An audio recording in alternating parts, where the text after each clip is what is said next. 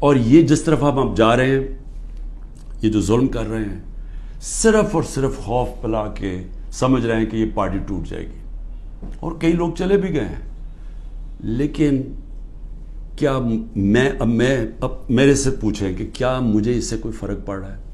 150 سے اوپر کیسز کر دیے، قتل کا کیس آخری کر دیا میرے اوپر. مجھے 19 بیلیں لیے میں نے ایک دن میں، یہ دنیا کا ریکارڈ ہے. اس کے بعد 4 گھنٹے نیب میں بیٹھا ہوں. 4 گھنٹے نیب نے میرے سے وہ جو سوال پوچھے، میں چیلنج کرتا ہوں کہ کسی عدالت کے اندر کبھی بھی یہ کیس کی کوئی اہمیت ہو جائے. کوئی کیس ہی نہیں ہے.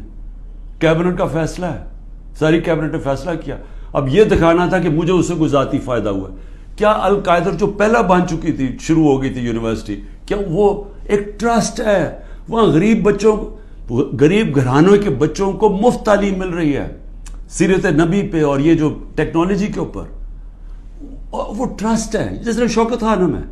مجھے اس سے کیا فائدہ ہے؟ 1 روپیہ نہیں دکھا سکتے مجھے کیا فائدہ ہو. نہ ہی ہو کسی ٹرسٹ سے کسی کو فائدہ نہیں ہو سکتا. ٹرسٹ ڈیڈ میں لکھا ہوا ہے. تو وہ کیسز بھی ہیں، قتل کا کیس بھی ہے.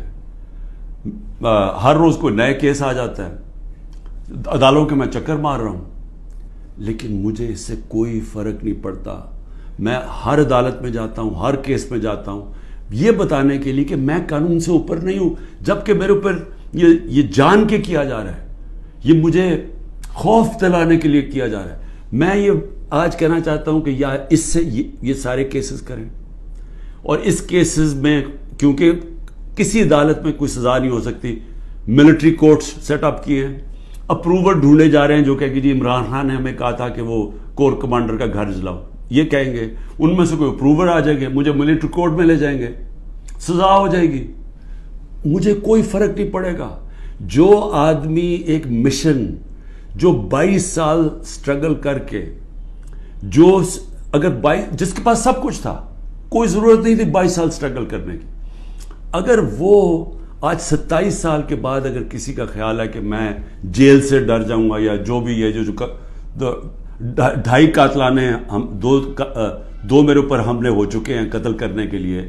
ایک مجھے وقت پہ پتہ چل گیا تو میں نے ٹی وی پہ بتا دیا کہ کیا کرنے جا رہے تھے. تو اس سے کیا فرق پڑے گا؟ جو قاتلانہ حملے سے نہیں ڈرتا تو وہ کس سے اور ڈرے گا؟